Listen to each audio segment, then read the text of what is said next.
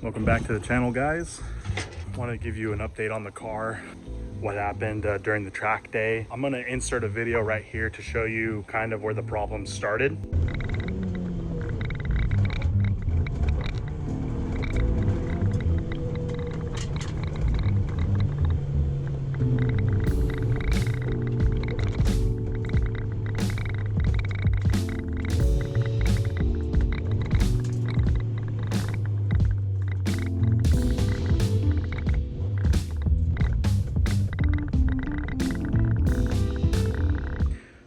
So the car essentially went into limp mode. Then it got to the point where it wasn't idling anymore. Wouldn't start, actually.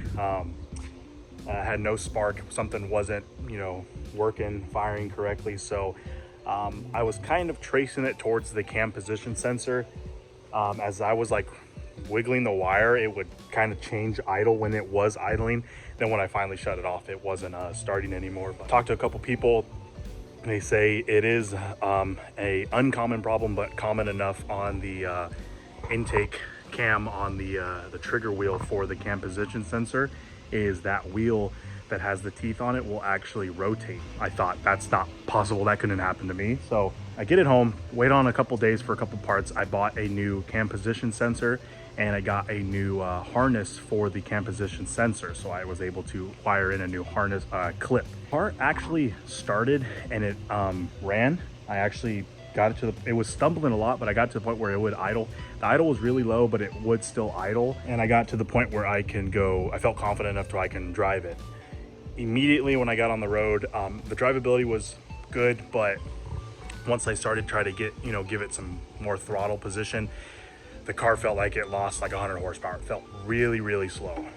Then that's when the codes started happening. So I started getting some check engine light codes. I got a P0 like 131 or something like that, or something of that nature. It stated intake cam advanced. So that kind of told me possibly that trigger ring did rotate. Parked it, started taking stuff apart, and sure enough, that actually happened. The cam trigger ring rotated on me. So I'm gonna throw up a picture right now on what it looked like currently. Fix for this problem is, well, the correct way would to most likely be get a brand new intake cam. But since these are a set of aftermarket cams, I don't believe I'm going to be able to get just one cam. So using a reference photo that I found on Miata.net, there's a good photo showing the trigger ring being off on this other guy's stage 3 cam. So I'm going to be able to rotate my gear and be able to, once it's in the correct position, tack weld it. So while I do have the valve cover and everything taken apart, I do want to redo these connectors for the coil packs. After I rotated that gear, I wanted to put it all back together before I welded it, just to make sure the car actually ran better and made a difference, and it did. The power feels like it's back. It's been hot here lately, so the power's not as it was when I kind of first put my cams in and started getting my car together, but it definitely felt 100 times better than what it did before. So, but during that drive, I noticed I got a misfire on cylinder. I think it was either 1 or 2, and the coil connectors are pretty bad. So I've already replaced 2 of them on my previous car, and as this is the same motor and wiring harness, so I have the connectors already, and I'm just going to replace those. It's really easy and basically preventative maintenance. If you have an 06 to 09, I think your harnesses are going to be kind of this bad design where these connectors break and the wires get messed up. So it's just good preventative maintenance. You can buy those coil pack connectors. I got mine from Ballenger Motorsports. I'll put up a link on the exact ones I bought, so in case you do want to buy them, you can get them. You just solder them in and you're good to go. Fab 9 tuning, they recommend these Brisk plugs. I broke another NGK. It might be me putting them in, but I'm usually pretty good on putting spark plugs in. I don't break them, so I'm getting the point where I'm cracking the ceramics. So and I just wanted to get a nice set of plugs. I've never used Brisk before, but I've heard nothing but good things from them, especially from the Fab 9 tuning guys. So I'll put these in and we'll send it. So before I weld this gear, I took everything off, put my timing gear on for the crank, rotated it just to make sure I am in timing still. This thing slides in and out no problem. So I know that's correct. So what I'm going to be welding is that gear you see in the middle of the screen. That gear actually rotated, so I need to make sure it's in the correct position before I weld. I've already rotated the whole engine, so it's not in the correct position it's supposed to be in, but I was able to hit that ring gear and rotate it clockwise to mate up based off the photo I saw on the forums. But we don't feel confident on welding it. We don't want to warp anything or get any sort of debris or anything inside. So I'm just going to keep where it's at, put everything back together, and hope that it doesn't rotate again. What I've been reading is it happens when you kind of bounce off the rev limiter, and I don't really do that too much in this car, but I'll have to just keep an eye on it. And if this thing does rotate again, then I'll just pull the whole motor out and probably do maybe a stage 2 cams and valve springs and buckets and all that stuff. So I'm going to start putting this stuff back together. So the next thing I've done is wire up the new coil pack connectors. It is definitely not pretty at all, but the other cylinder 2 and 3 were done, so I've done all of them now. Don't look pretty, but the wiring is definitely a lot better than the OEM wiring. So I thought I'd take a break from the engine and put these cool braces that I got. One of the locations is right here, and it uses one of these little like locking bolts, and then the other location is right in the middle of the screen. So I'm gonna put these on right now.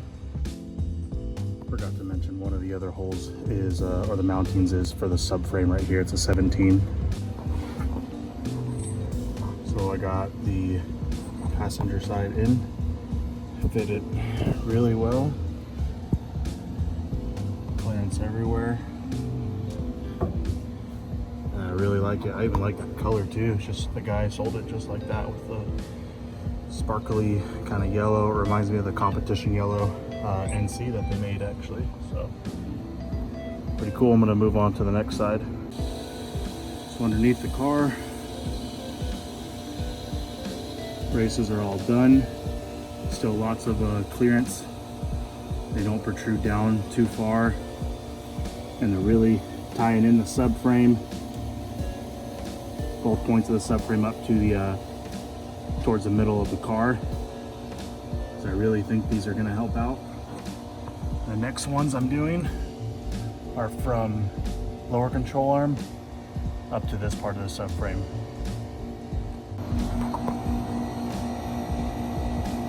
So there's one side done on the driver. So it ties in the bottom of the subframe to the top. And it's hard to tell in the camera. Oh, there you go. You can see it's bent. It's not just a straight arm. So it can clear the sway bar. Really easy. So I'll go onto this side now. Both sides done. Really curious to see how this feels. Should tie up the rear end quite a bit. Really easy install.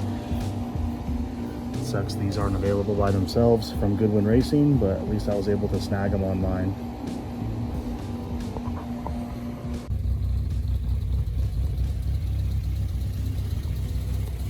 Put everything back together. Just gonna hope that that trigger wheel doesn't rotate again.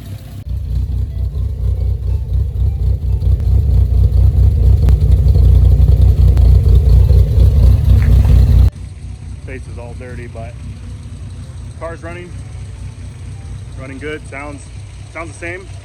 Still loping at idle, which I like. A lot of people think it's isn't correct for these cams that I have, but I'll take it. I don't see any drivability issues with the car, so yeah, got the coil pack connectors all done. That trigger wheel is rotated into the correct position that I think it's supposed to be in. I got those braces on, which is pretty cool. Those took me like 2 minutes. So yeah, slowly but surely just adding more parts to it.